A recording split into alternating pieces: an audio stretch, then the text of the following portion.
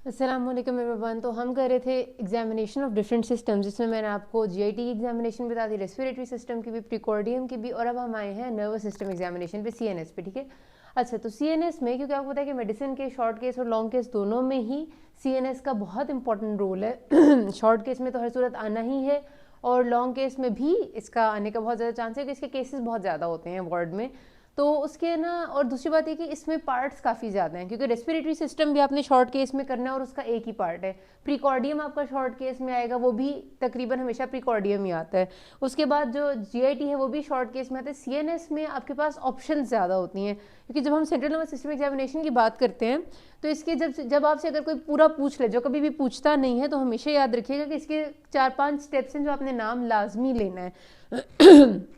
CNS में आपका speech आता है सबसे पहले, हायर मेंटल फंक्शंस आती हैं, बल्कि सबसे पहले स्पीच से पहले भी मैंने जो यहाँ पर नहीं लिखा भी, ठीक है, हायर मेंटल फंक्शन सबसे पहले आते हैं। हायर मेंटल फंक्शंस के बाद आपकी स्पीच चेक करना आता है। स्पीच के बाद आपका आता है मोटर सिस्टम एग्जामिनेशन, ठीक है, फिर आ जाता है सेंसरी सिस्टम एग्जामिनेशन, उसके बाद आता है आपका क्रेनियल नर्व्स एग्जामिनेशन, उसके बाद आता है सेरिबेलर एग्जामिनेशन, और फिर कुछ एसोसिएटेड एक्स्ट्रा चीज़ें। ठीक है, तो ये सारे पार्ट्स हैं आपके नर्वस सिस्टम के। तो इस वजह से एग्जामिनर के लिए बहुत आसानी होती है कि एक शॉर्ट केस में इनमें से कोई एक चीज़ वो दे देते हैं। सबसे कॉमनली हायर मेंटल फंक्शन और स्पीच कभी भी तकरीबन नहीं आया करते, ठीक है। मोटर, सेंसरी और क्रेनियल नर्व सबसे ज़्यादा आते हैं। तो इनमें से कोई एक चीज़ वो आपको ज़्यादातर दे देते हैं इन योर लॉन्ग केस। अगर कभी गलती से लॉन्ग केस में आपका पूरा सीएनएस लिखा हुआ आ भी जाएगा, तो भी वो आपसे एग्जामिनर उस वक्त टाइम के हिसाब से पूछ लेता होता है, उसमें से कुछ ना कुछ, सारा कुछ नहीं पूछा जाता, ठीक है। और शॉर्ट केस में डेफिनेटली इसमें से कोई एक चीज़ ही आती है।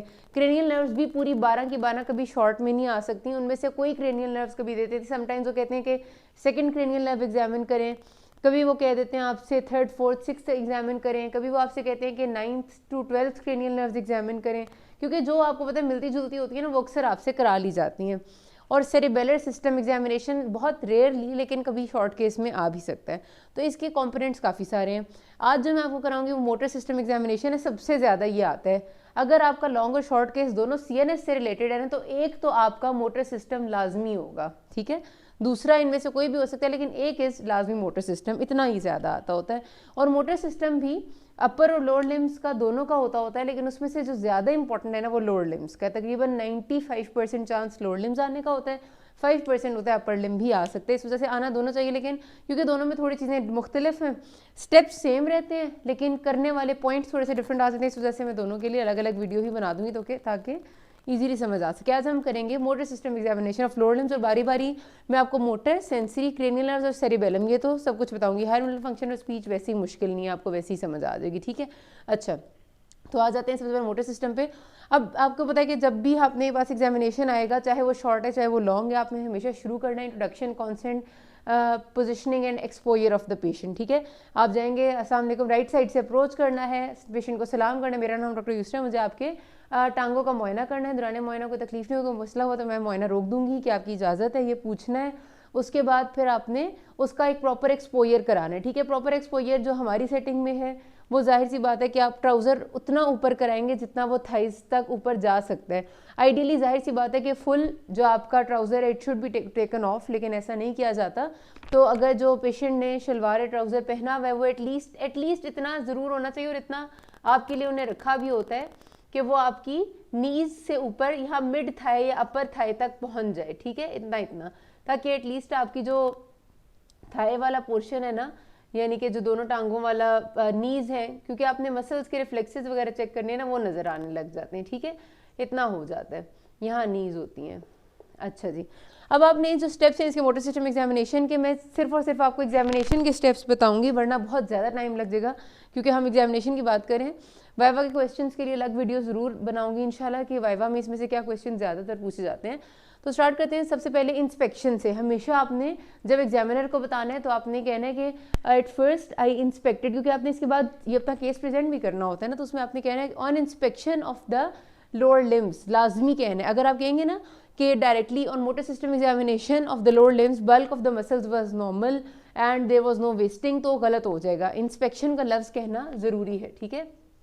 तो आपने कहना है first of all I inspected the lower limbs, और आपने करना भी यही होता है कि आपने राइट साइड से खड़े होकर भी दोनों लोअर लिम्स को एक दफ़ा देखना है, और आपने फुट एंड पे जाना है और वहाँ से भी खड़े होकर, और वही बात है कि पेशेंट के लेवल पे आकर भी एक दफ़ा मसल्स को और पूरे लोअर लिम्स को देखना होता है, to look for any visible deformity, कोई scar mark, bruises, colour changes, कोई विजिबल वेन्स नज़र आ रही हैं, क्योंकि किसी पेशेंट की हो भी सकती हैं, या फिर कुछ भी है, तो उसके लिए आपने देख लेना है।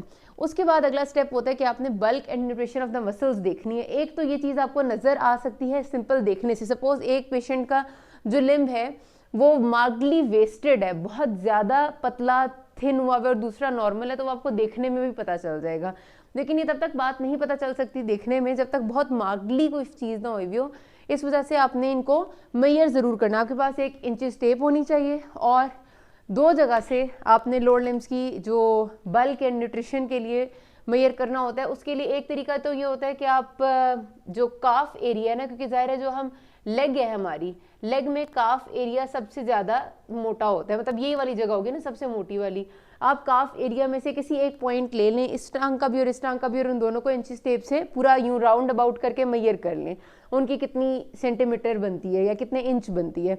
लेकिन ज़्यादा अच्छा ये होता है कि आप फ़ौरन से क्या करें कि पेशेंट की ये पूरा पाँव है ना सपोज, ठीक है, हाँ, यहाँ पर आप मीडियल मेलुलस या लैटरल मेलुलस कोई एक चीज़ ले लें। लैटरल मेलुलस सपोज मैंने मीडियल मेलुलस ले लिए, मीडियल मेलुलस से मैं ले जाती हूँ ऊपर अपने इंची टेप को 10 सेंटीमीटर तक, और जो ये वाली जगह होगी ना काफ की 10 सेंटीमीटर ऊपर, वहाँ से मैं उसे मैक्सिमम बल्क को मेजर कर लूँगी, और दूसरी टांग से भी मैं मीडियल मेलुलस लूँगी, 10 सेंटीमीटर ऊपर जाऊंगी और टांग की जो मैक्सिमम बल्क है उसको मेजर कर दूंगी। इसका फ़ायदा ये होता है कि आपकी दोनों साइड्स पे आप एक ही जगह पर मेजर करते हैं बल्क, और आपकी बल्क में कोई ज़्यादा कमी या पेशी नहीं आती। बहुत सा माइनर सा जो डिफरेंस है ना 1 सेंटीमीटर का, उससे कुछ नहीं होता, लेकिन ज़्यादा डिफरेंस नहीं आना चाहिए। थाइज में मेजर करने का यही तरीका है कि आप नी से, मतलब नी की मीडियल साइड या नी की लैटरल साइड को अपना एक स्टैंडर्ड पॉइंट ले लें, यहाँ से इंची टेप को ऊपर ले जाएं तकरीबन 15 सेंटीमीटर तक, या जितना आपको मुनासिब लगता है, जहाँ पर आपको थाई की मैक्सिमम बल्क नज़र आ रही है, और वहाँ से अपने इंची टेप को राउंड अबाउट करके दोनों साइड्स पे बारी बारी पहले इधर से भी ऊपर ले जाएं, इधर से भी ऊपर ले जाएं, और पूरा पूरा मेजर कर लें। टाइम अगर शॉर्ट केस में थोड़ा है तो आपने सिर्फ काफ मसल की करनी है, थाई की करने की ज़रूरत नहीं है, ठीक है, वरना आप सारा टाइम इसी पे ज़ाया कर देंगे। लॉन्ग केस है तो दोनों की करेंगे, ठीक हो गया। अच्छा, bulk and nutrition of muscles का अगला पार्ट होता है tone of muscle. Tone of muscle ये होता है कि आप जब खुद पेशेंट के लिम्स के जॉइंट, जितने भी लिम्ब पे जॉइंट्स हैं उनको मूव करेंगे खुद से, पेशेंट जोर नहीं लगाएगा, तो आपको रेजिस्टेंस कितनी फील होती है। एक हद तक थोड़ी सी जाहिर सी बात है रेजिस्टेंस आनी चाहिए, और ज़रूरत से ज़्यादा रेजिस्टेंस भी नहीं आनी चाहिए, ज़रूरत से ज़्यादा फ्लैपी भी नहीं होना चाहिए। उसको टोन ऑफ मसल्स कहते हैं। अब टोन चेक करने के लिए आपने पेशेंट के सारे जॉइंट्स पे जल्दी जल्दी से बारी बारी मूवमेंट करनी है। उसके लिए अच्छा तरीका क्या होता है कि जॉइंट्स कौन कौन से हैं, अगर आप टोज से शुरू करते हैं तो फटाफट आपने पेशेंट के, सपोज मेरा ये आप फुट के टोज कर लें, ठीक है, यानी मेरे उंगलियां कर लें पाँव की, तो पाँव की उंगलियों को आपने फ़ौरन से ऐसे आगे करना है, ऐसे पीछे करना है, यही इनकी 2 मूवमेंट है ना। आपने ये चेक कर ली, फिर आपने पाँव को पकड़ना है। अब ये सपोज कर ले मेरा पाँव है और ये है मेरी एंकल जॉइंट। एंकल जॉइंट पे मूवमेंट होती है आगे पीछे यूं करके एक तरफ और दूसरी तरफ। आपने फौरी तौर पे दोनों हाथों से एक साथ करना है, दोनों हाथों, एक हाथ से आप राइट हाथ वाले पाँव को पकड़ें, एक हाथ से लेफ्ट को पकड़ें। तो क्या करना है कि लेफ्ट फुट को और राइट फुट दोनों को आगे करना है, एंकल जॉइंट पे पीछे करना है, राइट पे मूव करना है, लेफ्ट पे मूव करना है, ताकि आप देख लें एक दरअसल के टोन्स इनकी सबकी ठीक है या नहीं है। फिर नी जॉइंट आता है। नी जॉइंट की सिर्फ फ्लेक्शन और एक्सटेंशन हो सकती है। तो आप क्या करेंगे कि टांग को थोड़ा सा ऊपर उठाएंगे, और सपोज ये वाली अगर नी जॉइंट है तो टांग यूँ कर लेंगे और आगे पीछे करके दोनों टांगों को बारी बारी देखेंगे। फिर थाई आ जाती है। तो थाई की मूवमेंट आपकी सारी होती है, मतलब साइड्स पे भी थाई मूव करती है, यूँ रोटेट भी करती है और आगे पीछे भी।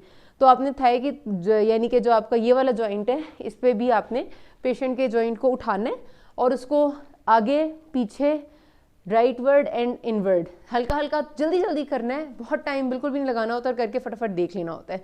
ये टोन चेक करने का तरीका है। टोन के बाद होता है पावर। पावर के ग्रेड्स आपको लाजमी आने चाहिए।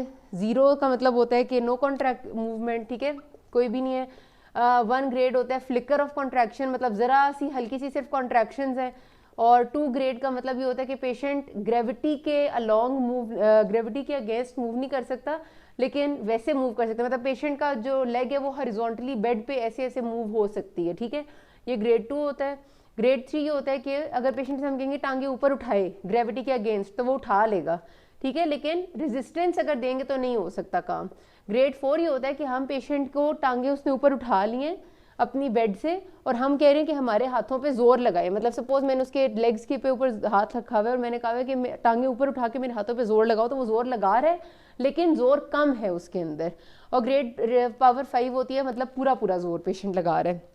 तो पावर के ग्रेड्स पक्के याद रखने हैं और पावर भी आपने सारे जॉइंट्स पे चेक करनी है। उसका भी ये तरीका होता है, जिस तरह टोन किए ना बारी बारी सब जॉइंट्स के ऊपर।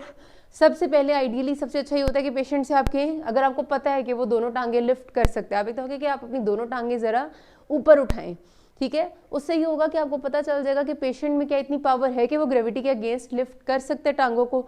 अगर वो कर देगा तो इसका मतलब है कि 3 जो उसकी पावर है वो तो हो गई है।